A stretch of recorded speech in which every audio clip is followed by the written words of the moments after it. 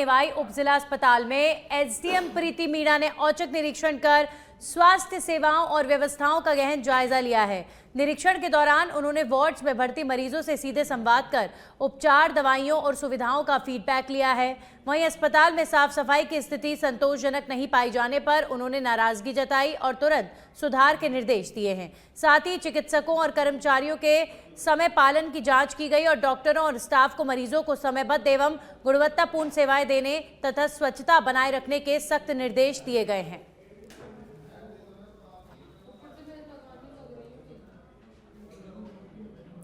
अब खबर नसरुल्लागंज से है, जहां पर नर्मदा किनारे बसे छिंदगांव काची की सैकड़ों महिलाओं ने अवैध शराब के खिलाफ जबरदस्त प्रदर्शन किया है। सोमवार को महिलाएं ट्रैक्टर ट्रॉली पर सवार होकर नसरुल्लागंज थाना पहुंची और थाना प्रभारी घनश्याम दांगी को ज्ञापन सौंपा गया। महिलाओं ने कहा कि शराबबंदी के बावजूद गांव में खुलेआम अवैध शराब बिक रही है, जिससे बच्चों, युवाओं और बुजुर्गों पर नकारात्मक असर पड़ रहा है। उन्होंने मांग की है कि गांव को शराब से मुक्त किया जाए और स्पष्ट कहा कि हमें लाडली बहना योजना के 1500 रुपए नहीं चाहिए, बस गांव को शराब से बचाओ। महिलाएं आशंका जताती हैं कि रोजाना घरेलू झगड़े बढ़ रहे हैं और बच्चियां स्कूल जाने से डर रही हैं। प्रशासन पर सवाल उठाते हुए उन्होंने अवैध शराब पर कार्रवाई की मांग की है। छिंदगांव काची में दारू बिक रही है, उसे हम पुलिस प्रशासन से ये मांग कर रहे हैं कि आप मतलब हमारे गांव में शराब नहीं हो। नर्मदा माई के किनारे में भी दारू उतर रही है और बिक रही है। सब बंद होना, सब मतलब पूरी टोटल चीज बंद होना चाहिए। महिलाओं बहुत दुखी है, मार खाती है, बच्चे परेशान है और है ना हर चीज की प्रॉब्लम आ रही है उनको। तो हम तो इतना चाहते हैं कि हमारे गांव में दारू नहीं बिकना चाहिए, नहीं बिकना चाहिए बस। जिस प्रकार थाने आई थी टीआई साहब ने क्या आश्वासन दिया? उनने बोला है, बोले हम करेंगे अच्छी कार्रवाई, कड़ी कार्रवाई करेंगे बोले।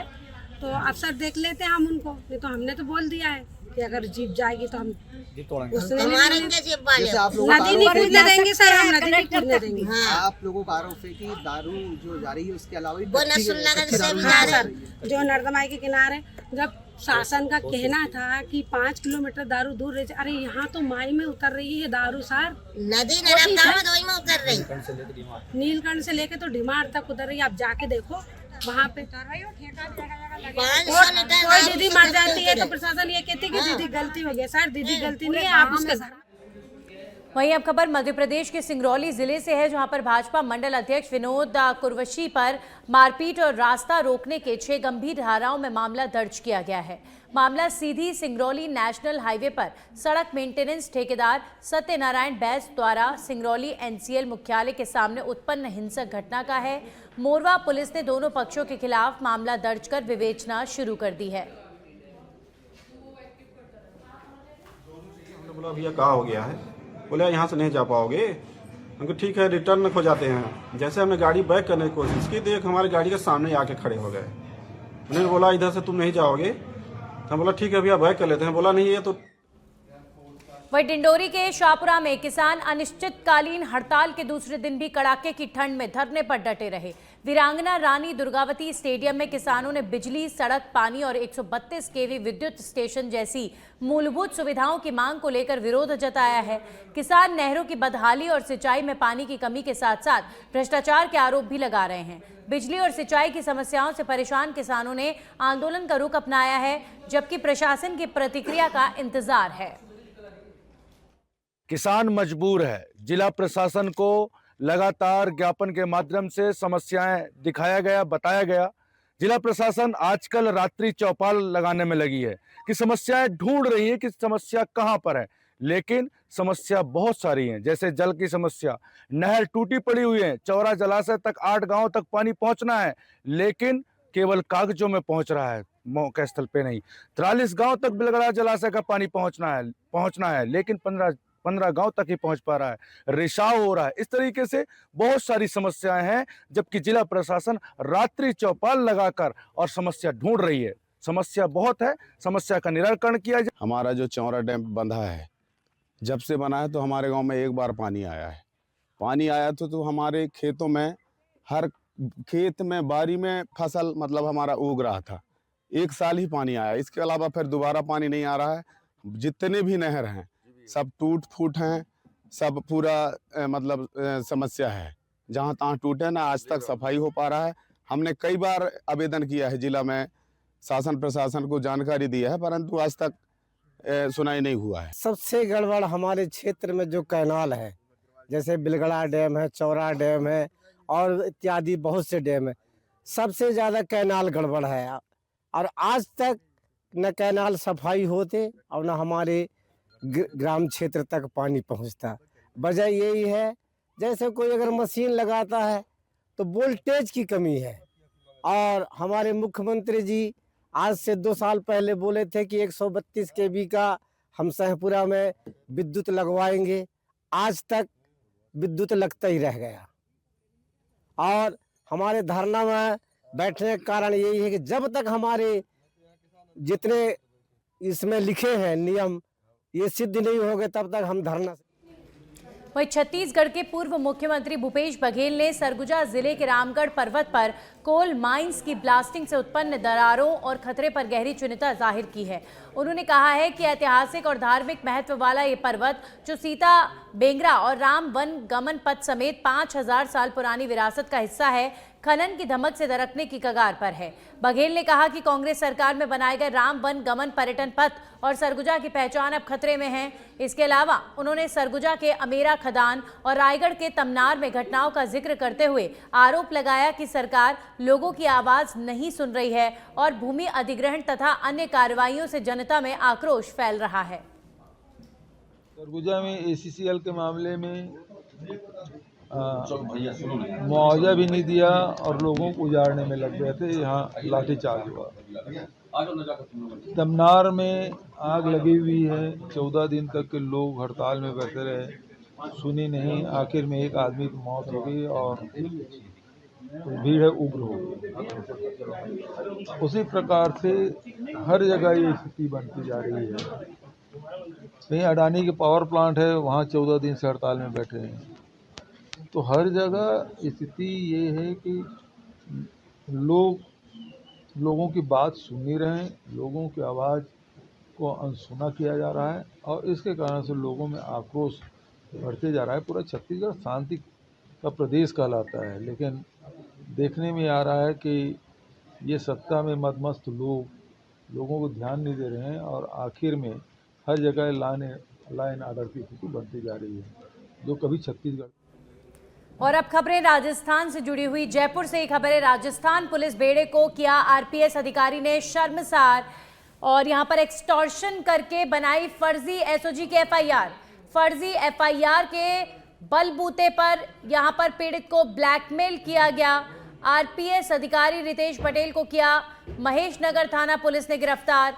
वर्तमान में APO होने के चलते पुलिस मुख्यालय में है तैनात। पीड़ित अनिंदो बनर्जी ने 25 अक्टूबर को करवाई थी थाने में रिपोर्ट दर्ज। 1.5 साल से इन्वेस्टमेंट के नाम पर चल रहा था विवाद।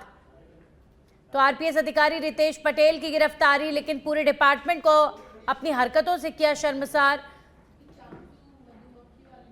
एक्सटॉर्शन करके फर्जी SOG की FIR बनाने का मामला, फर्जी FIR के बलबूते पर पीड़ित को ब्लैकमेल करने का ये मामला है। सीधे तौर पर जब पुलिस डिपार्टमेंट खुद एक्सटॉर्शन करने पर आ जाए तो पूरा डिपार्टमेंट कहीं ना कहीं कलंकित होता है। कोई एक मछली पूरे तालाब को गंदा करती है और इसी तरीके से एक अधिकारी ने एक्सटॉर्शन कर पूरे डिपार्टमेंट पर सवाल खड़े कर दिए हैं।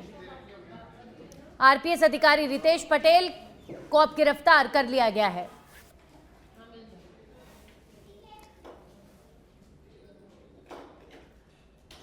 तो एक SOG की फर्जी FIR बनाकर एक व्यक्ति को एक्सटॉर्शन के मामले में पकड़ा गया है। यह है RPS अधिकारी रितेश पटेल, राजस्थान पुलिस बेड़े का RPS अधिकारी, जिसने पूरे डिपार्टमेंट को शर्मसार कर दिया है। आपको बता दें, 1.5 साल से इन्वेस्टमेंट के नाम पर यह विवाद चल रहा था। पीड़ित अनिंदो बनर्जी ने 25 अक्टूबर को करवाई थी थाने में रिपोर्ट दर्ज और अभी फिलहाल पुलिस ने गिरफ्तार। वर्तमान में APO होने के चलते जो ये अधिकारी है पुलिस मुख्यालय में तैनात है। चलिए अब खबरों में आगे बढ़ेंगे और अगली खबर है जयपुर से, जहां पर 44 पुलिस निरीक्षक हुए पदोन्नत। कनिष्ठ वेतन श्रृंखला में वरिष्ठता सह योग्यता पर हुए पदोन्नति 1 अप्रैल 2025 से मानी जाएगी। संयुक्त शासन सचिव आनंदी लाल वैष्णव ने जारी किया आदेश। कनिष्ठ वेतन श्रृंखला में वरिष्ठता सह योग्यता पर हुए पदोन्नत पुलिस अधिकारी पदोन्नति जो है वो 2025 1 अप्रैल से मानी जाएगी। संयुक्त शासन सचिव आनंदी लाल वैष्णव ने जारी किया आदेश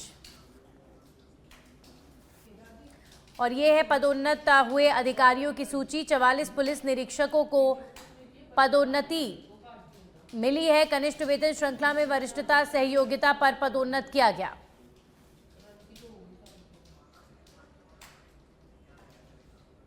तो संयुक्त शासन सचिव आनंदीलाल वैष्णव ने आदेश जारी किए।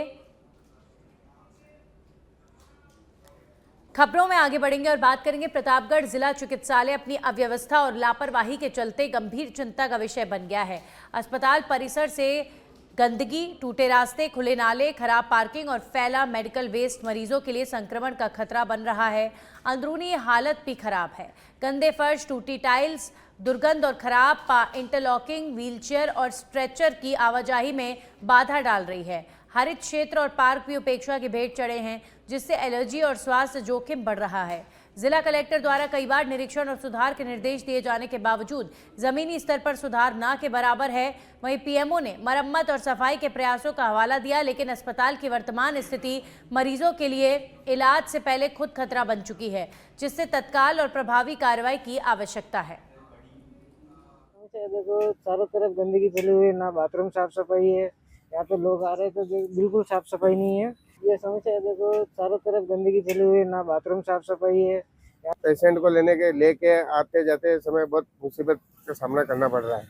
इसलिए पार्किंग व्यवस्था का सुधार हो और साफ सफाई भी यहाँ पे हो नहीं रही है बरोबर, इसलिए इसको भी थोड़ा देखा जाए। काफ़ी सारी व्यवस्थाएं बिगड़ी हुई थी, जिसमें बराबर सुधार का प्रयास किया जा रहा है।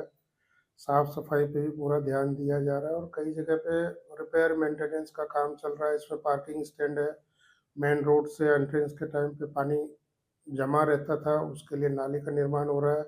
पीछे भी साइकिल स्टैंड व्हीकल खड़ी करने के लिए निर्माण कार्य चल रहा है और भी तरह तरह के कार्य चल रहे हैं और आगे सुधार का।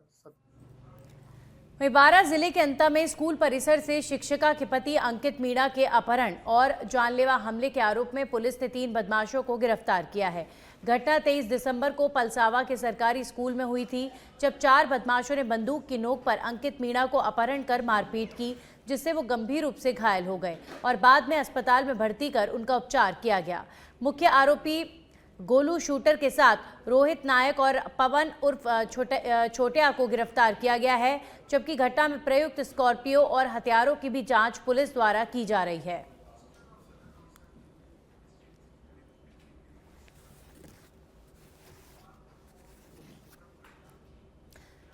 तो बारां से ये खबर है, जहां पर पुलिस ने 3 आरोपियों को पकड़ा।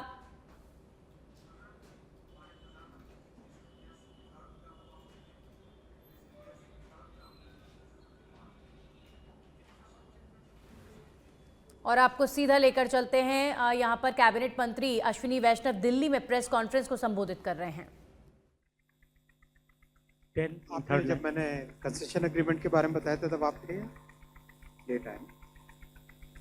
सर मैं अजय हूँ सकाल न्यूज़पेपर से। ये जो महाराष्ट्र वाला जो प्रोजेक्ट है उसके लिए लैंड एक्विजिशन का किस तरह से है और इसमें स्टेट का फाइनेंशियल कुछ कंपोनेंट होगा या नहीं होगा, ये बताइए।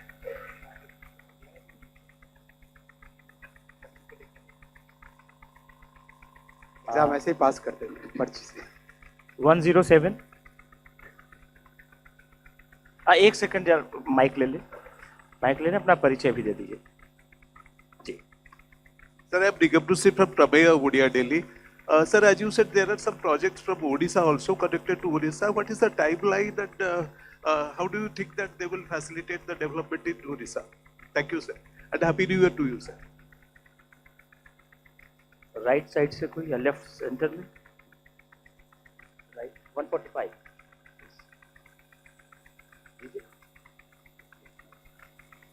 मैं महेश केजरीवाल।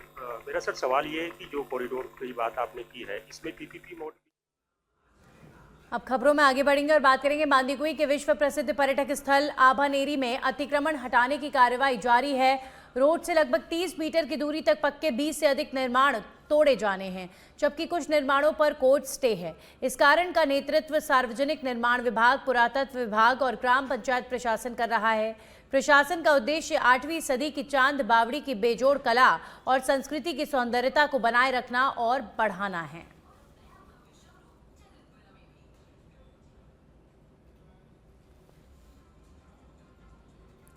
वहीं भरतपुर पुलिस ने नव वर्ष पर कड़ी सुरक्षा और व्यवस्था के साथ जश्न मनाने की तैयारी पूरी कर ली है। एसपी जगत आनंद ने कहा है कि शराब पीकर उत्पात मचाने वालों को बख्शा नहीं जाएगा और चप्पे चप्पे पर पुलिस तैनात रहेगी।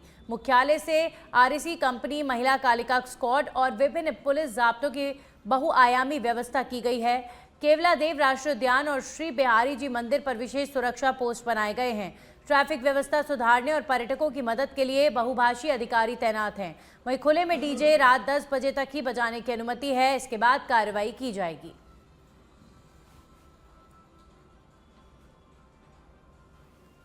और अब खबर जयपुर से, जहां पर सामाजिक न्याय के पुरोधा और संविधान शिल्पी भारत रत्न बाबा साहेब डॉक्टर भीमराव अंबेडकर जी के महापरिनिर्वाण दिवस पर डिप्टी सीएम प्रेमचंद बैरवा ने राजकीय आवास पर उनके चित्र पर पुष्प अर्पित कर भावपूर्ण श्रद्धांजलि दी। डिप्टी सीएम ने कहा कि पूज्य बाबा साहेब का जीवन दर्शन, संघर्ष और विचार हम सभी के लिए सदैव प्रेरणादायी और पथ प्रदर्शक हैं। उन्होंने भारत के निर्माण में बाबा साहेब के अद्वितीय योगदान को नमन किया है। तो सामाजिक न्याय के पुरोधा बाबा साहेब अंबेडकर की तस्वीर पर पुष्प अर्पित कर डिप्टी सीएम प्रेमचंद बैरवा ने नमन किया। महापरिनिर्वाण दिवस पर डिप्टी सीएम ने बाबा साहेब के प्रति भावपूर्ण श्रद्धांजलि अर्पित की। ये तस्वीर आप देख रहे हैं।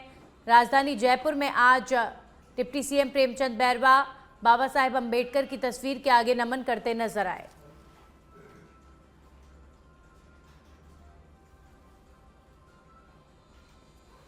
और अब खबर मेहंदीपुर बालाजी से है। धार्मिक नगरी मेहंदीपुर बालाजी में नववर्ष 2026 को लेकर उत्सव का माहौल। बालाजी महाराज मंदिर परिसर में शहनाइयों की मधुर धुन गूंजी। महंत डॉक्टर नरेशपुरी महाराज के मार्गदर्शन में मंदिर को आकर्षक रूप से सजाया गया। रंगीन रोशनी से सजा बालाजी महाराज का मंदिर अलौकिक छटा बिखेर रहा है। बालाजी महाराज के जयकारों से पूरा धाम भक्तिमय हो गया। भक्त नए साल की शुरुआत बालाजी महाराज के चरणों में वंदना से करेंगे। रात 12 बजे भजन संध्या और आतिशबाजी के साथ नववर्ष का स्वागत किया जाएगा। तो बालाजी महाराज के जयकारों से पूरा धाम भक्तिमय हो गया है। नववर्ष के मौके पर बड़ी संख्या में श्रद्धालु मेहंदीपुर बालाजी पहुंच रहे हैं। यहाँ पर जो इंतजाम किए गए हैं, रौनक से पूरा जो मंदिर है वो सराबोर नजर आ रहा है। साल की शुरुआत बालाजी महाराज के चरणों के साथ करेंगे तमाम भक्त, तमाम श्रद्धालु और दूर दूर से आए भक्त बालाजी महाराज के चरणों में नमन करते हुए इस नए साल की शुरुआत करने के लिए आतुर नजर आ रहे हैं। रंगीन रोशनी से पूरा मंदिर सजाया गया है।